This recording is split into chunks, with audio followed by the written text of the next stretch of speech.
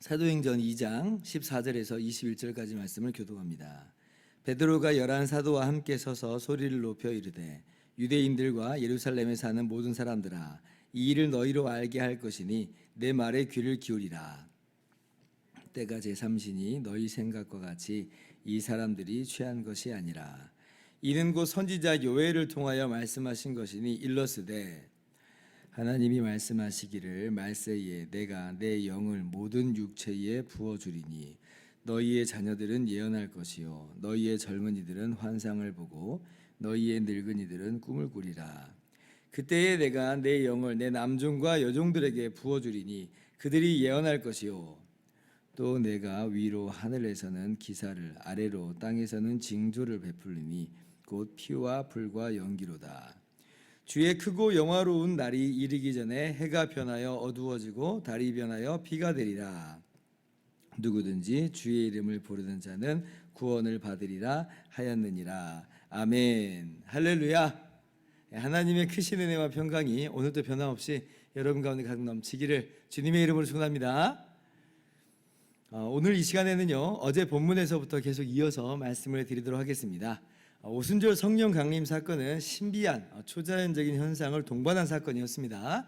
급하고 강한 바람 같은 소리가 있었고 불의 혀같이 갈라지는 것이 있었고 또 각기 다른 언어로 말하는 것이었어요. 그래서 이 사건이 그냥 평범한 사건이 아니라고 하는 것을 우리가 그 현상 속에서 잘 알 수가 있는 겁니다. 마치 예를 들자면 어디에나 계신 하나님이시지만 그런데 특별히 구약 성경에서 시내산에서 이스라엘에게 신비한 현상과 더불어서 임재하셔서 그 이스라엘과 언약을 맺으시는 바로 그 모습과도 같이 오늘 이 오순절 사건은 뭔가 특별한 일이 일어난 거예요. 특별한 일이. 그게 바로 뭐냐면 제가 주일날부터 계속 말씀드린 건데 성령께서 우리 안에 임재하셨다는 것이에요. 그러므로 우리가 주님의 몸된 하나, 주님과 하나 된 주님의 몸된 교회가 되었다. 그런 측면에서 이제 새로운 시대가 이제 개막됐다라고 할 수가 있는 것입니다. 자, 그러면 이제 이 신비한 현상에 대해서 잠깐 살펴보는 겁니다. 먼저 우리가 주목해 봐야 될 게 뭐냐면, 자, 이 자리에 모인 모든 사람이 전부 다 경험한 그런 신비한 사건이라고 하는 거예요. 1절부터 다시 한번 보면, 자, 이들이 이제 다 같이 한 곳에 모였다 그러죠. 약 120명의 제자들이었습니다. 그런데 그 모인 집에 어떤 일이 일어나냐면 급하고 바람 같은 소리가 가득해요. 그러니까 그들이 한 집에 모이는데 그 집에 급하고 강한 바람 같은 소리가 가득하다라는 거예요. 그래서 이것은요, 이 사건이, 이 현상이 어느 한 개인 차원에서 임하는 수준이 아닌 거예요. 이거는 무슨 의미냐면 공동체 전체에게 일어나는 공동체 사건이라고 하는 겁니다. 그 집에 가득하잖아요. 그래서 지금 누구는 뭐 성령 세례 받고 누구는 성령 세례 안 받고 그런 차원이 아닙니다. 단 한 명도 빠짐없이 모인 모든 사람들이 다 이러한 현상에 동참하고 있어요. 다 성령 세례를 받은 거죠. 여러분, 그래야만 합니다. 왜 그러겠어요? 지금 이 성령 세례는 그리스도의 한 몸이 되는 사건이라고 그랬잖아요. 주님의 몸된 교회가 탄생하는 사건이에요. 그러니까 지금 주님의 몸인, 그리스도의 몸인 교회가 출현하고 있는데 누구는 성령 세례 받고 누구는 안 받고, 그러면 그게 지금 어떻게 되겠어요? 그래서 다 성령 세례를 받아요. 그래서 전부 그리스도의 한 몸이 되는 겁니다. 교회가 지금 출현한 거죠. 자, 두 번째 주목할 현상은 이렇게 모두에게 임하는 사건이에요. 그런데 또 각자에게 임한다라는, 각자에게. 3절 말씀 보면 불의 혀처럼 갈라지는 것이 각 사람 위에 또 임하죠. 하나씩, 각 사람 위에 하나씩. 이 말은 이 성령 세례는 분명히 이 집에 가득한 공동체의 사건인데 동시에 어떤 사건이라는 거예요? 개인적 사건이기도 하다라고 하는 것입니다. 그러니까 공동체에 임하였다 해서 이게 뭐 개인이 뭐 배제되는 그런 사건은 또 아닙니다. 우리 몸도 한번 생각해 보세요. 우리 몸이 한 몸이에요, 그죠? 그런데 이 한 몸이라는 집합 개념 안에 또 어떤 것들이 있어요. 우리 몸에 각기 다른 고유한 지체들이 있잖아요. 이 손은 손으로서의 고유한 지체이고 또 발은 발로서의 고유한 지체가 되는 겁니다. 그래서 성령 세례를 받아 우리가 그리스도의 한 몸이 됐다라고 할 땐 무슨 붕어빵 같이 이렇게 막 찍혀지는 그런 개념은 아니라라고 하는 거예요. 개별성과 다양성을 이 몸 안에 여전히 보유하고 있다. 그래서 우리 몸된 교회 안에 다양한 은사와 다양한 직분과 다양한 사역이 있어요. 개별성이 여전히 우리 안에서 이제 유지되는 어떤 그런 형태도 있는 것입니다. 자, 셋째 현상은 뭐냐면 방언이죠. 방언. 각기 다른 언어로 이제 말하잖아요, 제자들이. 그래서 이 주변에 있었던 사람들이 이 오순절날 모였던 이 세계 각지에서 모였던 사람들이 깜짝 놀라는 거예요. 왜냐하면 지금 자기들은 어림잡아도 지금 15개의 지역에서 15개의 다른 언어를 쓰고 있는 그런 15개 정도의 지역에서 모였어요. 최소한 그렇다는 것이고 이 세계 로마 제국 내 각지에서 지금 다 몰려드는 것입니다. 그런데 지금 이 사람들이 뭘 듣고 있냐면 제자들이 지금 각기 다른 언어로 이야기하는 것이 들리고 있는 거예요. 지금 분명히 내가 나서 자랐던 그 동네 말인데 근데 지금 저 제자들이 그 동네 말을 지금 하고 있는 거예요. 아니 이 사람들 분명히 갈릴리 사람들인 줄 알고 있는데 지금 배움이 없는 일천한 무식한 갈릴리 사람들인 줄 알고 있는데 근데 세상에 우리나라 우리 민족 우리 동네의 이야기를 하더라. 언어를 얘기하더라. 그러니까 너무 놀랍죠. 그래서 어떤 사람들은 이거 뭐 세술에 취했나 보다 하고 비웃고 조롱도 하지만 사실은 엄청 당황을 한 거예요. 정말 너무나 신비한 누구도 부인할 수 없는 그런 현상이 생긴 것입니다. 그런데 그렇게 각기 다른 언어로 지금 이야기를 하는데 그 중심 내용은 또 동일합니다. 11절 보니까 이 각기 다른 언어로 뭘 이야기를 한다 그래요? 하나님의 큰 일을 말함을 듣는다 그래요. 그러니까 각기 다른 언어인데 메시지는 하나예요. 하나님의 큰 일을 이야기합니다. 이 하나님의 큰 일이 뭐겠어요? 아마도 하나님께서 세상을 창조하시고 또 그리고 죄에 빠진 우리 인간을 구원하신다는 아마 그것을 지금 이야기하는 것으로 보입니다. 어쨌든지 간에. 그래서 이게 이제 그 사람들에게 하나의 표적과도 같이 이제 다가오는 거예요. 뭔가 지금 일이 일어났다. 여러분 이 각기 다른 언어로 하나님의 큰 일을 이렇게 이야기한다는 것은 지금 주님의 몸으로 탄생하게 된 시작하게 된 이 공동체가 어떤 일을 하는 어떤 사명을 가지고 있는 공동체인지를 이게 참 잘 보여주는 거예요. 어떤 일을 하는 거예요? 주님의 그리스도의 몸된 이 교회 공동체가 어떤 일을 하는 거냐면 하나님의 큰 일을 말하는 사람들이에요. 하나님의 큰 일을 말하는 사람. 근데 그 하나님의 큰 일을 어디까지 가서 말하냐면 그냥 우리 민족 어떤 우리 동네에서만 그치는 게 아니라 각기 다른 언어를 사용하는 세계 만방으로 가서 하나님의 큰 일을 말하는 사람들이다 라고 하는 것이 이 현상 속에서 딱 드러나 보이는 거죠. 이 복음은요, 이 하나님의 큰 일은요, 유대 지역에만 국한될 일이 아닌 거예요. 유대 지역에만 국한돼서도 안 되는 거예요. 사도행전 1장 8절 오직 성령이 너에게 임하시면 너희가 권능을 받고 예루살렘과 온 유대와 사마리아와 땅끝까지 이르러 내 증인이 되리라.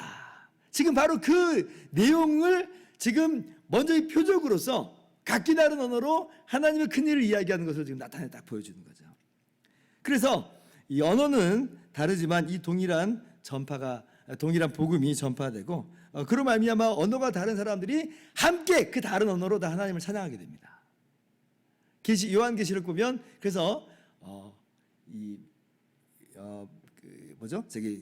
각 허다한 무리가 각 민족과 백성과 방언에서 허다한 무리가 사람이 셀 수 없는 그 허다한 무리가 모여서 하나님을 한 그 중심 메시지로 하나의 찬양을 하잖아요. 구원하심이 보좌에 앉으신 어린 양과 보좌에 앉으신 하나님과 어린 양께 있도다. 그렇게 각기 다른 민족과 백성과 방언에서 그렇게 나와서 한 메시지를 하고 있는 거예요. 함께 하나님의 큰 일을 찬양하면서 하나님을 영화롭게 한다. 그래서 이 사건은 이 신비한 내용은 우리 교회가 그리스도의 몸된 교회의 사명이 무엇인지를 보여주는 것이다. 복음 전파 사역이에요. 그것이 우리가 이 땅 가운데서 해야 될 교회로서 해야 될 일이다라고 하는 것입니다. 우리가 전하죠. 그러나 성령이 임하심으로 말미암아 주님의 능력이 나타나는 거예요. 주님의 능력으로 그 모든 것을 이루는 것입니다. 그러므로 성령 충만한 우리 교회 공동체가 우리가 바로 그 귀한 일을 주님 오시는 날까지 잘 감당하실 수 있기를 바랍니다. 자, 그래서 이제 이 방언 현상을 사람들이 보고 놀라요. 그러니까 이제 사도 베드로가 오늘 이제 14절 이하에 그 이야기를 하는 거예요. 이거는 예상치 못할 일이 아니다. 이거는 이미 구약 성경에서부터 예언된 것이다라고 지금 이야기를 하고 있어요. 예언의 성취다라고 하는 겁니다. 이 구약 성경의 요엘서에서 예언된 그런 내용이다 이렇게 말을 하죠. 요엘서 예언의 내용이 그래서 이제 17절 이하에 쭉 기록되어 있어요. 반복해서 기록하고 있습니다.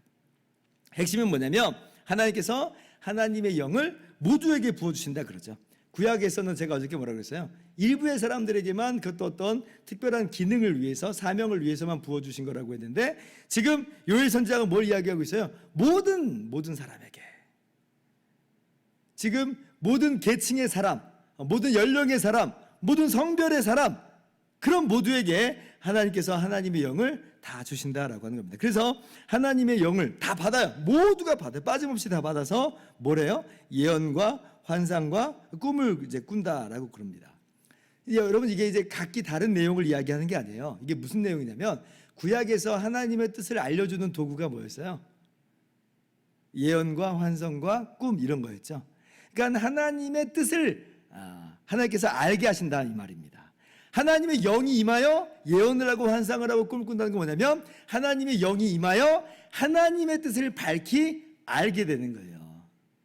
그래서 요한 1서 2장 27절 보면 이렇게 말씀하고 있습니다. 너희는 주께 받은 바 기름 부음이 성령께서 너희 안에 거하나니 아무도 너희를 가르칠 필요가 없고 오직 그의 기름 부음이 모든 것을 너희에게 가르치며 또 헛되고 거짓이 없으니 너희를 가르치신 그대로 주 안에 거라. 그의 기름 부음이 성령이 모든 것을 너희에게 가르친다. 그래서 우리가 하나님의 뜻을 밝히 아는 그런 사람들이 된 것이에요. 성령께서 우리 가운데 임하셔서 바로 그 이야기를 하는 겁니다. 그래서 예언을 하잖아요. 지금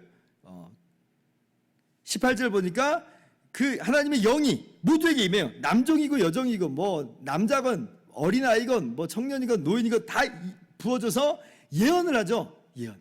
우리가 하나님의 뜻을 알게 됐어요. 그래서 우리는 뭐 하는 거냐면 이제 예언을 해요. 어떤 예언이에요? 그게 복음이에요. 복음을 전하는 것이 예언사역이에요. 예언사역. 하나님의 뜻을 전하는 거예요. 죄인을 사랑하셔서 이 땅 가운데 아들을 보내주시고 그 아들이 대신 십자가에서 죽으심으로 우리를 구원하셨다라고 하는 이 놀라운 하나님의 뜻을 사람들에게 알리는 것이라 라고 하는 것입니다. 그러니까 그로 말미암아 어떤 일이 벌어져요? 21절 누구든지 주의 이름을 부르는 자는 구원을 받으리라. 이제 그 예언의 말씀을 우리를 통해서 교회를 통해서 하게 하시니까 그러니까 많은 사람들이 누구든지 연령과 계층과 민족에 상관없이 예수님을 믿기만 하면 이제 그 사람은 죄 용서함을 받고 구원을 받게 됩니다. 이런 일들이 일어날 것이에요. 이것이 예루살렘뿐 아니라 온 유대와 사마리아와 땅끝까지 이루어질 거예요. 그것이 우리까지 온 거예요. 우리까지. 그렇게 해서 우리가 주의 이름을 불러서 예수 그리스도를 믿게 됐죠. 구원을 받게 됐죠. 이게 새 시대의 일입니다. 지금 오순절에 성령이 임하심으로 말미암아 이 일이 시작된 거예요. 시작된 거예요. 그렇다면 오늘 주님의 몸된 우리 교회가 동일하게 성령의 세례를 받고 주님의 몸된 우리 교회가 어떤 일을 지금 해야 되는 것인가 할 때에 하나님의 뜻을 우리가 알게 됐어요. 우리가 꿈을 꾸고 환상을 꾸고 예언을 하는 것과도 같이 하나님의 뜻을 이제는 성령 하나님을 통해서 성경을 통하여 알게 됐어요. 이 놀라운 복음을 알게 됐어요. 그러면 우리는 이제 뭘 해야 되냐면 이제 나가서 복음을 전하는 겁니다. 하나님의 뜻을 전하는 일종의 예언 사역을 하는 거죠. 그럴 때 우리의 이 모든 발걸음을 통해서 누구든지 예수님을 믿는 자는 주의 이름 부르는 자는 구원을 받게 되는, 그도 동일하게 주님의 몸으로 들어오게 되는 놀라운 일이 있게 될 것이에요. 그래서 우리가 주님 다시 오시는 그날까지 그렇게 힘써 복음을 전하는 하나님의 큰 일을 말하는 우리 모두가 될 수 있기를 주님의 이름으로 축원합니다. 기도하겠습니다.